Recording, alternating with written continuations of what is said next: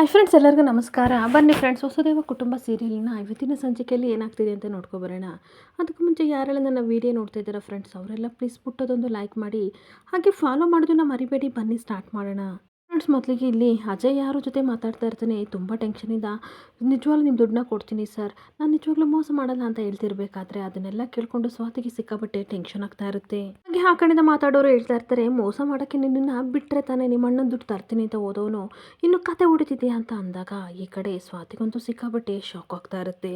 ಹಾಗೆ 2 ಕೋಟಿ ದುಡ್ಡು ತರ್ತೀನಿ ಅಂತ ಹೋಗಿ ಇನ್ನೂ ಬಂದಿಲ್ವಲ್ಲ ಮರಿ ಅಂತ ಅನ್ಬೇಕಾದ್ರೆ 2 ಕೋಟಿನ ಅಂತ ಈ ಕಡೆ ಸ್ವಾತಿಗೆ ಶಾಕ್ ಆಗ್ತಾ ಇರುತ್ತೆ.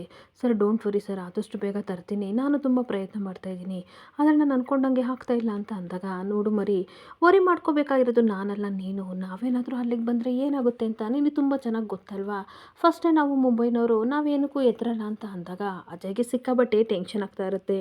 ಹಾಗೆ ಮತ್ತೆ ಇಲ್ಲ ನಮ್ಮ ಅಣ್ಣನ ಹತ್ರ ದುಡ್ಡು ಕಿತ್ಕೊಳ್ಳೋಕ್ಕೋಸ್ಕರ ಯಾವ ಫ್ರಾಡ್ ಕೆಲಸ ಬೇಕಾದರೂ ನಾನು ಮಾಡ್ತೀನಿ, ಯು ಡೋಂಟ್ ವರಿ ಅಂತ ಕಟ್ ಮಾಡಿದ ತಕ್ಷಣ ಈ ಕಡೆ ಸ್ವಾತಿಗೆ ಸಿಕ್ಕಾಪಟ್ಟೆ ಕೋಪ ಬರ್ತಾ ಇರುತ್ತೆ. ಕೋಪ ಮಾಡಿಕೊಂಡು ಅಜಯ್ ಎದುರುಗಡೆ ಬಂದು ನಿಂತಾಗ ಅವನಿಗೆ ಸಿಕ್ಕಾಪಟ್ಟೆ ಶಾಕ್ ಆಗ್ತಿರುತ್ತೆ. ಏನು ಬಾಬಿ, ನನ್ನನ್ನು ಈ ರೀತಿ ನೋಡ್ತಿದ್ದೀರಾ ಅಂತ ಅಂದಾಗ, ಇಷ್ಟು ದಿನ ನಿಮ್ಮ ಮೇಲೆ ಅನುಮಾನ ಇತ್ತು, ಆದರೆ ಇವಾಗ ನನಗೆ ಪಕ್ಕಾ ಕ್ಲಾರಿಟಿ ಸಿಕ್ತು ಅಂತ ಅಂದಾಗ, ಇಲ್ಲ ಬಾಬಿ, ನೀವು ಕನ್ಫ್ಯೂಸ್ ಮಾಡ್ಕೊಂಡಿದ್ದೀರಾ, ನಾನು ನನ್ನ ಫ್ರೆಂಡ್ ಹತ್ರ ಬಿಸ್ನೆಸ್ ಬಗ್ಗೆ ಮಾತಾಡ್ತಿದ್ದೆ ಅಂತ ವಾದ ಮಾಡ್ತಾ ಇರ್ತಾನೆ. ಹಾಗೆ ಸ್ವಾತಿನೂ ಕೋಪ ಮಾಡಿಕೊಂಡು, ಇಷ್ಟು ದಿನ ನಾನು ನಮ್ಮ ಮನೆಯವರು ನಿನ್ನನ್ನು ನಂಬಿ ತುಂಬ ಮೋಸ ಹೋದ್ವಿ, ಆದರೆ ಈ ವಿಷಯನ ಆದಷ್ಟು ಬೇಗ ಮನೆಯವ್ರಿಗೆಲ್ಲ ಹೇಳ್ತೀನಿ ಅಂತ ಕೋಪ ಮಾಡ್ಕೊಂಡು ಬರ್ತಾ ಇದ್ದರೆ ಇವನಿಗೆ ಸಿಕ್ಕಾಪಟ್ಟೆ ಶಾಕ್ ಆಗ್ತಾ ಇರುತ್ತೆ.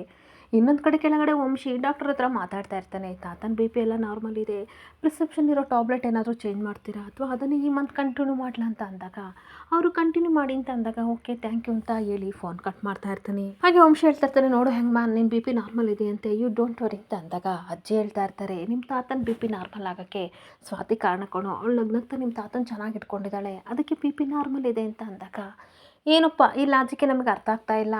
ಅವಳೇನಾದರೂ ನನ್ನ ಹತ್ರ ಇದ್ದರೆ ಮಾತ್ರ ನನ್ನ ಬಿ ಪಿ ಸುರ್ನಂತವ ಜಾಸ್ತಿ ಹೋಗ್ಬಿಡುತ್ತೆ, ತಲೆಗೆ ಕೈ ಹಾಕ್ಬಿಡ್ತಾಳೆ, ಮಿದ್ಲಿಗೆ ಏಟ್ ಮಾಡಿಬಿಡ್ತಾಳೆ, ಆದರೆ ನಿಮಗೆ ಮಾತ್ರ ನಾರ್ಮಲ್ ಅಂತೆ ಅಂತ ಅಂದಾಗ, ಇಲ್ಲ ಅವಳು ತುಂಬ ಹುಡುಗಿ, ಯಾಕೆ ಅವಳನ್ನ ಆ ರೀತಿ ಗೋಳಿಕತ್ತೀಯ ಅಂತ ಅಂದಾಗ, ನೋಡು ಹಿಂಗ್ ಮ್ಯಾನ್, ಒಂದ್ಸಲ ಆಫೀಸಿಗೆ ಬಂದು ನೋಡು, ನಿನಗೆ ಗೊತ್ತಾಗುತ್ತೆ ಯಾವ ರೀತಿ ಇರಿಟೇಟ್ ಮಾಡ್ತಾಳೆ ಅಂತ ಬೈತಾ ಇರ್ತೀನಿ. ಹಾಗೆ ಮತ್ತೆ ಅಜ್ಜಿ ಹೇಳ್ತಾ ಇರ್ತಾರೆ, ಗಂಡ ಹೆಂಡತಿ ಅಂದಮೇಲೆ ಇದೆಲ್ಲ ಕಾಮನ್ ಕೊಡೋ, ಇದನ್ನೆಲ್ಲ ಅನುಸರಿಸ್ಕೊಂಡು ಮುಂದೆ ಹೋಗಬೇಕು ಅಂತ ಅಂದಾಗ, ಮುಂದೆ ಹೋಗಬೇಕೋ ಹಿಂದೆ ಹೋಗ್ಬೇಕೋ ನನಗಂತೂ ಒಂದು ಗೊತ್ತಿಲ್ಲ ಅಂತ ಅಂದಾಗ, ವಂಶಿಯವರಿಂದ ತುಂಬ ಟೆನ್ಷನ್ ಮಾಡ್ಕೊಂಡು ಕೂತ್ಕೊಂಡು ಓಡಿ ಬರ್ತಿರ್ಬೇಕಾದ್ರೆ ಬಂದು ನೋಡು ನನ್ನ ಬಿ ಪಿ ಅಂತ ಈ ಕಡೆ ವಂಶಿ ರೇಗಿಸ್ತಾ ಇರ್ತಾನೆ.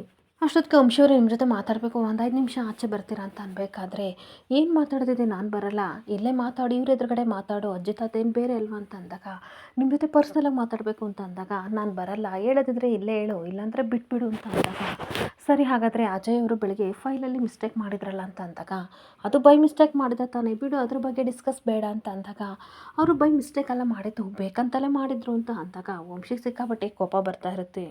ಹಾಗೆ ಇನ್ನೊಂದು ಕಡೆ ಅಜ್ಜಿನೂ ಸಹ ಹೇಳ್ತಾ ಇರ್ತಾರೆ, ಅಲ್ಲಮ್ಮ ಸ್ವಾತಿ, ಏನಾಗಿದೆ ನಿನಗೆ, ಯಾಕೆ ಅಜಯ್ ಬಗ್ಗೆ ಈ ರೀತಿ ಮಾತಾಡ್ತಿದ್ದೆ ಅಂತ ಅಂದಾಗ, ನಾನು ಆಲ್ಕೊಳ್ಳೋಣ ಅಂತ ರೂಮ್ ಹತ್ರ ಹೋಗಿದ್ದೆ, ಅವ್ರು ಮಾತಾಡ್ತಿದ್ದನ್ನು ನಾನೇ ಕೇಳ್ಕೊಂಡೆ, ಅವ್ರು ಇಲ್ಲಿ ಬಂದಿರೋದೇ ನಮ್ಮ ಅಣ್ಣನ ದುಡ್ಡು ಹೊಡಿಯೋಕ್ಕೆ ಅಂತ ಮಾತಾಡ್ತಾ ಇದ್ರು, ಅದು ನಾನು ಕಿವಿಯಾರ ಕೇಳ್ಕೊಂಡೆ ಅಂತ ಅಂದಾಗ, ಆತನು ಸಹ ಇಲ್ಲಮ್ಮ ತಪ್ಪಾಗಿ ತಿಳ್ಕೊಂಡಿದ್ದೆ, ಅಜಯ್ ಆ ಥರ ಅಲ್ಲ ಅಂತ ಹೇಳ್ತಾ ಇರಬೇಕಾದ್ರೆ, ಇಲ್ಲ ತಾತ ಅಂತ ವಾದ ಮಾಡ್ತಾ ಇರ್ತಲ್ಲ. ಅಷ್ಟೊತ್ತಿಗೆ ಸ್ಟಾಪ್ ಇಟ್ ಸ್ವಾತಿ, ಅವನೇನೋ ಮಾತಾಡ್ತಾ ಇರ್ತಾನೆ, ನೀನು ಅದನ್ನು ತಪ್ಪಾಗಿ ಕೇಳಿಸ್ಕೊಂಡು ನಮ್ಮ ಹತ್ರ ಬಂದು ಏನೇನೋ ಹೇಳ್ತಾ ಇದೆಯಾ ಅಂತ ಬೈತಾ ಇರಿಸ್ಬೇಕಾದ್ರೆ ಅಷ್ಟೊತ್ತಿಗೆ ಅಜಯ್ ಸೈಲೆಂಟಾಗಿ ಬರ್ತಾ ಇರ್ತಾನೆ. ಅದನ್ನು ನೋಡು ನೀನು ಮಾತಾಡೋದನ್ನ ಏನಾದರೂ ಅಜಯ್ ಕೇಳಿಸ್ಕೊಂಡ್ರೆ ಸಿಕ್ಕಾಪಟ್ಟೆ ಬೇಜಾರು ಮಾಡ್ಕೋತಾನೆ, ಸ್ವಲ್ಪ ಸೈಲೆಂಟಾಗಿರು ಅಂತ ಬೈತಾ ಇರ್ತಾನೆ.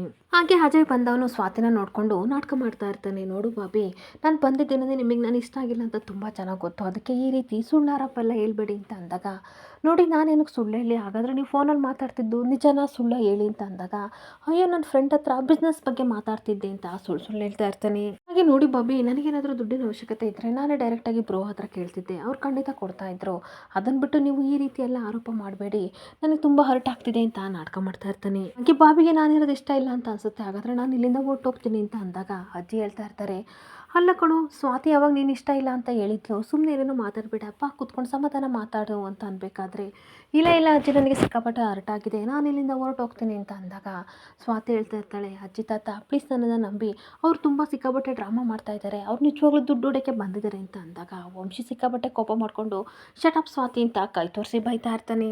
ನೋಡು ಸ್ವಾತಿ, ಇದು ನಮ್ಮ ಫ್ಯಾಮಿಲಿ ಮ್ಯಾಟರು, ನೀನು ಇದರಲ್ಲಿ ಇನ್ವಾಲ್ವ್ ಆಗಬೇಡ, ಅಷ್ಟಕ್ಕೂ ಇದನ್ನು ಮಾತಾಡೋ ರೈಟ್ಸು ನಿನಗಿಲ್ಲ, ಇವತ್ತು ನೀನು ಅಜಯ್ ಮೇಲೆ ತಪ್ಪು ಅಪರಾಧ ಮಾಡ್ತಾ ಇದೆಯಾ, ನಾಳೆ ಅಜ್ಜಿ ತಾತನ ಮೇಲೆ ಮಾಡ್ತೀಯಾ, ಇನ್ನೊಂದಿನ ನನ್ನ ಮೇಲೂ ಸಹ ಮಾಡ್ತೀಯಾ, ಇದ್ರ ವಿಷಯಕ್ಕೆ ಬರೋ ಅವಶ್ಯಕತೆ ಇಲ್ಲ, ನಿನ್ನ ಲಿಮಿಟಲ್ಲಿ ನೀನಿರು, ನೀನು ಮಾತಾಡೋ ರೈಟ್ಸ್ ಇಲ್ಲ ಅಂತ ಅಂದಾಗ ಸ್ವಾತಿಗೆ ಸಿಕ್ಕಾಪಟ್ಟೆ ಶಾಕ್ ಆಗ್ತಾ ಇರುತ್ತೆ. ಹಾಗೆ ತಾತ ಹೇಳ್ತಾ ಇರ್ತಾರೆ, ಸುಮ್ಮನೆ ಇರೋ ವಂಶಿ, ಅಜಯ್ ಬಗ್ಗೆ ಸ್ವಾತಿಗೆ ಗೊತ್ತಿಲ್ಲ, ಏನೇನೋ ಮಾತಾಡ್ಬಿಟ್ಟಿದ್ದಾಳೆ, ಅದಕ್ಕೆ ಈ ರೀತಿ ಎಲ್ಲ ಮಾತಾಡ್ಬಿಡ ಅಂತ ಅಂದಾಗ, ಗೊತ್ತಿಲ್ಲ ಅಂತಂದರೆ ಹೆಂಗೆ ಬಂದು ತಿಳ್ಕೊಂಡು ಮಾತಾಡಬೇಕು, ಅದ್ರ ಬದಲು ಈ ರೀತಿ ಎಲ್ಲ ಗೂಬೆ ಕೂರಿಸಬಾರ್ದು ಅಂತ ಬೈತಾ ಇರ್ತಾನೆ. ಹಾಗೆ ನಿನ್ನ ಲಿಮಿಟ್ಸಲ್ಲಿ ನೀನು ಇರು ಅಂತ ಹೇಳ್ತಿರ್ಬೇಕಾದ್ರೆ ಅಜ್ಜಿ ಹೇಳ್ತಾ ಇರ್ತಾರೆ, ಸುಮ್ಮನೆ ಇರೋ ವಂಶಿ ಅಂತ ಅಂದ್ಬಿಟ್ಟು, ನೋಡಮ್ಮ ಸ್ವಾತಿ, ಅಜಯ್ನ ಸಣ್ಣ ವಯಸ್ಸಿಂದಲೂ ಸಹ ನಾನು ನೋಡ್ತಾ ಇದ್ದೀನಿ, ಹೇಳ್ತಲ್ಲ ಕೇಳ್ತಿಲ್ಲ ಒಂದು ಚಾಕ್ಲೇಟ್ ಸಹ ಅವನು ತೊಗೊಂಡನಲ್ಲ, ಅಂಥದ್ರಲ್ಲಿ ಅವನ ಮೇಲೆ ಈ ಥರ ತಪ್ಪು ಹೇಳ್ಬೇಡ ಅಂತ ಅಂದಾಗ, ಸುಮ್ಮನೆ ಬಿಟ್ಟಾಕ್ಬಿಡೋ ಈ ವಿಷಯನ ದೊಡ್ಡದು ಮಾಡಬೇಡ ಅಜಯ್, ಏನೋ ಗೊತ್ತಿಲ್ಲದೇ ಸ್ವಾತಿ ಈ ರೀತಿ ಮಾತಾಡಿದ, ತಪ್ಪು ತಿಳ್ಕೊಬೇಡ ಅಂತ ಅನ್ಬೇಕಾದ್ರೆ ವಂಶಿನೂ ಸಹ ಅರೆಸ್ಟ್ ಮಾಡೋಗು, ನಾಳೆ ಇದ್ರ ಬಗ್ಗೆ ಮಾತಾಡೋಣ ಅಂತ ಅಂದಾಗ, ಇಲ್ಲ ನನಗೆ ತುಂಬ ಹರ್ಟ್ ಆಗಿದೆ, ಬಾಬಿಗೂ ಸಹ ನಾನು ಇರೋದು ಇಷ್ಟ ಇಲ್ಲ, ನಾನು ಇಲ್ಲಿಂದ ಹೊರಟೋಗ್ತೀನಿ ಅಂತ ನಾಟಕ ಮಾಡ್ಕೊಂಡು ರೂಮ್ ಕಡೆ ಹೋಗ್ತಾ ಇರ್ತಾನೆ. ಹಾಗೆ ಮತ್ತೆ ವಂಶ ಹೇಳ್ತಾ ಇರ್ತಾನೆ, ನಿನ್ನಿಂದ ಅವನಿಗೆ ಸಿಕ್ಕಾಪಟ್ಟೆ ಹರ್ಟ್ ಆಗಿದೆ, ಹೋಗಿ ಸಾರಿ ಕೇಳು ಅಂತ ಅಂದಾಗ ಅವಳಿಗೆ ಸಿಕ್ಕಾಪಟ್ಟೆ ಶಾಕ್ ಆಗ್ತಾ ಇರುತ್ತೆ. ಅಷ್ಟೊತ್ತಿಗೆ ಅಜಯ್ ಬೇಕು ಅಂತ ಹಾಲಾಗಿದೆಲ್ಲ ತುಂಬ್ಕೊಂಡು ಬಂದು, ಸಾರಿ ಬ್ರೋ ನಾನು ಹೋಗ್ತೀನಿ ಅಂತ ಅಂದಾಗ, ಅವಳೇನೋ ಗೊತ್ತಿಲ್ಲದೆ ತಪ್ಪು ಮಾಡಿದಾಳೆ, ಅವಳ ಪರವಾಗಿ ನಾನು ಸಾರಿ ಕೇಳ್ತೀನಿ, ದಯವಿಟ್ಟು ಇಲ್ಲೇ ಇದ್ಬಿಡು ಅಂತ ಅಂದಾಗ, ಇಲ್ಲ ನನ್ನಿಂದ ದೊಡ್ಡ ತಪ್ಪಾಗಿದೆ ಅಂತ ಅನಿಸುತ್ತೆ, ಅವ್ರಿಗೆ ಇಷ್ಟ ಇಲ್ಲ ನಾನಿರೋದು, ಬರ್ತೀನಿ ತಾತ, ಬರ್ತೀನಿ ಅಜ್ಜಿ ಅಂತ ಅವರಿಬ್ಬರ ಹತ್ರ ಆಶೀರ್ವಾದ ಪಡ್ಕೊಂಡು ಕೋಪ ಮಾಡ್ಕೊಂಡು ಹೊರಟು ಹೋಗ್ತಾ ಇರಬೇಕಾದ್ರೆ, ಹಾಗೆ ಸಡನ್ನಾಗಿ ಡೋರ್ ಓಪನ್ ಮಾಡ್ತಾನೆ. ಅಷ್ಟೊತ್ತಿಗೆ ಅವರಮ್ಮ ದುರ್ಗಾ ಬಂದು ಬಾಗ್ಲ ಹತ್ರ ನಿಂತಿರ್ತಾಳೆ. ಅವರಮ್ಮನ ನೋಡಿ ಇವನಿಗೆ ಸಿಕ್ಕಾಬಟ್ಟೆ ಶಾಕ್ ಆಗ್ತಾ ಇರುತ್ತೆ. ಹಾಗೆ ಅಮ್ಮ ಅಂತ ಆಶ್ಚರ್ಯದಿಂದ ಕರಿತಿರ್ಬೇಕಾದ್ರೆ ಎಲ್ಲರೂ ಅವರಮ್ಮನ ನೋಡಿ ಶಾಕ್ ಆಗಿ ನಿಂತ್ಕೊಬಿಡ್ತಾರೆ. ಹಾಗೆ ಮನೆಯವರೆಲ್ಲರೂ ಸಹ ದುರ್ಗನ್ ನೋಡಿ ಸಿಕ್ಕಾಬಟ್ಟೆ ಖುಷಿ ಪಡ್ತಾ ಇರಬೇಕಾದ್ರೆ, ಅಲ್ಲ ಅಜಯ್, ನಾನು ನಿಮಗೆಲ್ಲ ಸರ್ಪ್ರೈಸ್ ಕೊಡೋಣ ಅಂತ ಅಲ್ಲಿಂದ ಬಂದರೆ ನೀನೇನು ಲಗೇಜ್ ತಗೊಂಡು ನನಗೆ ಸರ್ಪ್ರೈಸ್ ಕೊಡ್ತೀಯ ಅಂತ ಅಂದಾಗ, ಅಷ್ಟೊತ್ತಿಗೆ ವಂಶಿ ಖುಷಿಯಾಗಿ ಬಂದು, ಅಮ್ಮ ಹೇಗಿದ್ದೀರಾ, ಒಳಗಡೆ ಬನ್ನಿ ಅಂತ ಅಂದಾಗ, ವಂಶಿ ನಾನು ಚೆನ್ನಾಗಿದ್ದೀನಿ ಕಣೋ ಅಂತ ಅಂದ್ಬಿಟ್ಟು, ಅತ್ತೆ ಮಾವ ಹೇಗಿದ್ದೀರಾ, ಆರೋಗ್ಯ ಹೇಗಿದೆ ಅಂತ ಕೇಳ್ತಿರ್ಬೇಕಾದ್ರೆ ಅವರಿಗೆಲ್ಲ ಸಿಕ್ಕಾಬಟ್ಟೆ ಖುಷಿ ಆಗ್ತಾ ಇರುತ್ತೆ. ಹಾಗೆ ಏನು ದುರ್ಗಾ ಸರ್ಪ್ರೈಸ್ ಈ ರೀತಿ ಬಂದಲ್ಲ ಅಂತ ಅಜ್ಜಿ ಕೇಳ್ತಿರ್ಬೇಕಾದ್ರೆ, ನಿಮ್ಮನ್ನೆಲ್ಲ ನೋಡಬೇಕು ಅಂತ ಅನ್ನಿಸ್ತು, ಅದಕ್ಕೆ ಬಂದೆ ಅಂತ ಅಂದಾಗ, ಸರಿ ಬಾ ದುರ್ಗಾ, ಕೂತ್ಕೊಂಡು ಮಾತಾಡೋಣ ಅಂತ ಕರಿತಾ ಇರ್ತಾರೆ.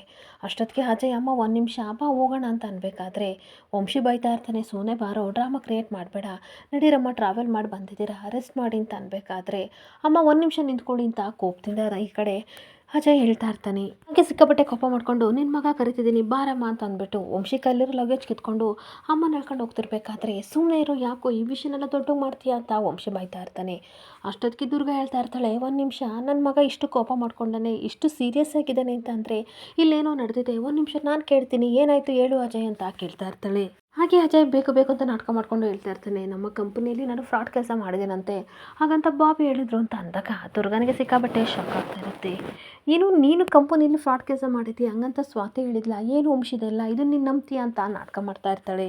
ನೋಡಿ ಅಮ್ಮ, ಇವತ್ತು ಈ ರೀತಿ ಅಪರಾಧ ಮಾಡಿದ್ದಾರೆ, ನಾಳೆ ಏನಾದರೂ ತೊಂದರೆ ಆದರೆ ನಮ್ಮ ಮೇಲೆ ಬಂದ್ಬಿಡುತ್ತಲ್ವ ಅಂತ ಅಂದಾಗ, ಹೌದು ಮಗನೇ, ನೀನು ಹೇಳ್ತಾ ಇರೋದು ಕರೆಕ್ಟ್ ಆಗಿದೆ, ತಾಯಿಯಾಗಿ ನಾನು ಒಂದು ನಿಮಿಷ ಇವ್ರ ಮನೇಲಿ ಇರಲ್ಲ, ನಾನು ಇದುವರೆಗೂ ಸಹ ಯಾರ ಕೈಲಿ ಏನೋ ಒಂದು ಮಾತು ಅನ್ನಿಸ್ಕೊಂಡೋಳಲ್ಲ, ಅಂಥದ್ರಲ್ಲಿ ಈ ಮನೇಲಿ ಇರೋದು ಬೇಡ, ಇವರೆಲ್ಲ ಈ ಥರ ಅಂತಿದ್ದಾರೆ ಅಂತಂದರೆ ಖಂಡಿತ ನಾವು ಮನೇಲಿ ಇರೋದು ಬೇಡ, ಬಾ ಹೋಗೋಣ ಅಂತ ಕರ್ಕೊಂಡು ಹೋಗ್ತಿರ್ಬೇಕಾದ್ರೆ ವಂಶಿ, ಒಂದು ನಿಮಿಷ ಅಮ್ಮ, ಎಲ್ಲಿಗೆ ಹೋಗ್ತಾ ಇದ್ದೀರಾ, ಸ್ವಾತಿಗಂತೂ ಅಜಯ್ ಬಗ್ಗೆ ಗೊತ್ತಿಲ್ಲ, ಅದಕ್ಕೆ ಅವಳು ತಪ್ಪಾಗಿ ತಿಳ್ಕೊಂಡಿದ್ಲು, ಆದರೆ ಅವನೇನು ಅಂತ ನಾನು ಕ್ಲಿಯರಾಗಿ ಹೇಳಿದ್ದೀನಿ ಅಂತ ಅಂದಾಗ, ಈ ಕಡೆ ಅಜ್ಜಿ ತಾತನೂ ಸಹ ಪ್ಲೀಸ್ ಹೋಗಬೇಡ, ಅವಳಿಗೆ ಗೊತ್ತಿಲ್ಲ, ಅರ್ಥ ಮಾಡ್ಕೊತ ಅಂದಾಗ, ಅಲ್ಲ ಮಾವ, ಇಷ್ಟು ದಿನ ಯಾರು ನಾನು ಒಂದು ಮಾತು ಅಂದಿರಲಿಲ್ಲ, ಅಂಥದ್ರಲ್ಲಿ ಈ ರೀತಿ ಅಂದರೆ ನನಗೆಷ್ಟು ಹರ್ಟ್ ಆಗುತ್ತೆ ಅಂತ ಕೇಳ್ತಾ ಇರ್ತಾಳೆ. ಅಜಯ್ ಸಹ ಕೋಪ ಮಾಡಿಕೊಂಡು, ಫ್ಯಾಮಿಲಿಯಿಂದ ಆಲ್ರೆಡಿ ನಾವು ಹೊರಗಡೆ ಇದ್ದೀವಿ ಅಂತ ಅಂದಮೇಲೆ ದೂರನೇ ಎದುರಾಗುತ್ತೆ, ಬನ್ನಿ ಅಮ್ಮ ಹೋಗೋಣ, ಇವಾಗ ಮಾತು ಬೇಡ ಅಂತ ಅಂದಾಗ ಅಜ್ಜಿ ಬೈತಾ ಇರ್ತಾರೆ, ಭಾವಾನಿ ಅಜ್ಜಿ ಹೇಳ್ತಾ ಇರ್ತಾರೆ, ಯಾಕೋ ಫ್ಯಾಮಿಲಿ ಅಂತ ಅಂದಮೇಲೆ ಈ ಸಣ್ಣ ಪುಟ್ಟ ಜಗಳ ಎಲ್ಲ ಕಾಮನ್ನು, ಅದಕ್ಕೆಲ್ಲ ನೀನು ಮನೆ ಬಿಟ್ಟು ಹೋಗ್ತಾರ ಅಂತ ಬುದ್ಧಿ ಹೇಳ್ತಾ ಇರ್ತಾರೆ. ಹಾಗೇನೊಂದು ಕಡೆ ಸ್ವಾತಿ ಯೋಚನೆ ಮಾಡ್ತಾ ಇರ್ತಾಳೆ, ಅಲ್ಲ ನಮ್ಮನೆಯವರೆಲ್ಲರೂ ಸಹ ಕಣ್ಣು ಮುಚ್ಕೊಂಡು ಅಜ್ಜನ ನಂಬ್ತಾ ಇದ್ದಾರಲ್ಲ, ಹಾಗಾದರೆ ನಾನು ಕಿವಿಯಾರೆ ಕೇಳ್ಕೊಂಡಿದ್ದು ಸರಿನಾ ತಪ್ಪು ಅಂತ ಯೋಚನೆ ಮಾಡ್ತಾ ಇರ್ತಾಳೆ.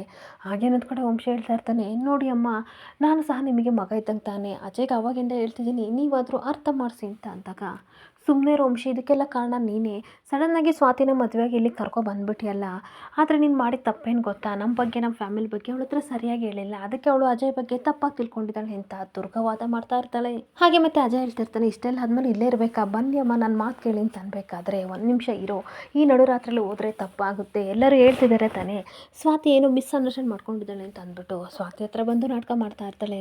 ಸ್ವಾತಿ, ನಾನು ಯಾರು ಅಂತ ನಿನಗೇನಾದರೂ ಗೊತ್ತಾ, ಅಟ್ಲೀಸ್ಟ್ ಅಜಯ್ ಯಾರು ಅಂತ ಗೊತ್ತಾ ಅಂತ ಅಂದಾಗ, ಇಲ್ಲ ಅಂತ ಹೇಳ್ತಿರ್ಬೇಕಾದ್ರೆ, ನೀನು ತಪ್ಪಾಗಿ ತಿಳ್ಕೊಂಡಿದ್ಯಾ, ನಾನು ಬೇರೆ ಯಾರೂ ಅಲ್ಲ, ಇವನಿಗೆ ಚಿಕ್ಕಮ್ಮ ಆಗಬೇಕು, ವಂಶಿ ಅಪ್ಪ ಇದ್ದಾರಲ್ಲ, ಅಪ್ಪನ ತಮ್ಮನ ಮಗನೇ ಅಜಯ್, ನಾನು ಅವ್ರ ಹೆಂಡ್ತಿ, ಹಂಗಂದ್ರೆ ಚಿಕ್ಕಮ್ಮ ನಾನು, ಅವನು ತಮ್ಮ ಆಗಬೇಕು, ನಿನಗೆ ಸರಿಯಾಗಿ ಗೊತ್ತಿಲ್ಲ, ದೂರ ಸಂಬಂಧಿ ಅಂತ ಅಜಯ್ನ ಅಂದ್ಕೊಂಡಿದ್ಯಾ, ನೋಡಮ್ಮ, ನಮಗೂ ನಮ್ಮದೇ ಆದ ಎಲ್ಲ ಇದೆ, ಆಸ್ತಿ ಪಾಸ್ತಿ ಎಲ್ಲ ಇದೆ, ಮುಂಬೈನಲ್ಲಿ ದೊಡ್ಡ ಕಂಪನಿನ ಮಾಡಿಕೊಂಡು ನನ್ನ ಮಗ ಆರಾಮಾಗಿದ್ದಾನೆ, ಈ ಮನೇಲಿ ಯಾವತ್ತೂ ಸಹ ಇದು ವಂಶಿದು ಇದು ಅಜಯ್ದಂತ ಭೇದ ಭಾವ ಮಾಡಿಲ್ಲ, ಆ ರೀತಿ ಇದ್ದಿದ್ರೆ ಇಲ್ಲೇ ಬಂದು ದಬ್ಬಾಳಿಕೆ ಮಾಡ್ತಾಯಿದ್ದ, ಅಂದಮೇಲೆ ಅವನು ಏನಕ್ಕೆ ಆಸ್ತಿ ಮೇಲೆ ಆಸೆ ಇದೆ ಅಂತ ನಾಟಕ ಮಾಡ್ತಾ ಇರ್ತಾಳೆ. ಈ ವಂಶಿ ಹೇಳ್ತಾ ಇರ್ತಾನೆ, ನಿಮ್ಮ ಬಗ್ಗೆ ಅವಳಿಗೆ ಗೊತ್ತಿಲ್ಲ, ಅದಕ್ಕೆ ನಾನು ಇಷ್ಟವರೆಗೂ ಅವಳಿಗೆ ಬುದ್ಧಿ ಹೇಳ್ತಿದ್ದೆ ಅಂತ ಅಂದಾಗ ತಾತನೂ ಸಹ ಹೇಳ್ತಾ ಇರ್ತಾರೆ, ಹೌದು ದುರ್ಗಾ, ಏನು ಗೊತ್ತಾ, ಮದುವೆ ಸಡನ್ನಾಗಿ ಆಯಿತು, ಗಡಿಬಿಡಿಲಾಯಿತು, ಹಂಗಾಗಿ ನಮ್ಮ ಫ್ಯಾಮಿಲಿ ಬಗ್ಗೆ ನಮ್ಮ ಸ್ವಾತಿಗೆ ಅಷ್ಟು ಗೊತ್ತಾಗಿಲ್ಲ ಅಂತ ಅಂದಾಗ ಅತ್ತಿ ತುಂಬ ಖುಷಿಯಿಂದ ದುರ್ಗನ್ನ ಹೊಗಳ್ತಾ ಇರ್ತಾರೆ.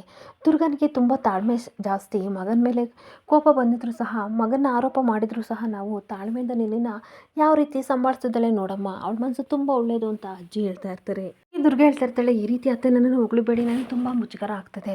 ಪಾಪ ಸ್ವಾತಿಗೇನು ಗೊತ್ತಿಲ್ಲ, ಅದಕ್ಕೆ ತಪ್ಪಾಗಿ ಅಜಯ್ ಬಗ್ಗೆ ಹೇಳಿದಾಳೆ, ಬಿಟ್ಟಾಕಿ ಈ ಮನೇಲಿ ಸಣ್ಣ ಪುಟ್ಟ ಜಗಳ ಇದ್ದಿದ್ದೆ ಅಲ್ವಾ, ನೋಡೋಕ್ಕೂ ಮಹಾಲಕ್ಷ್ಮಿ ಥರ ನಮ್ಮ ಸ್ವಾತಿ ಇದ್ದಾಳೆ.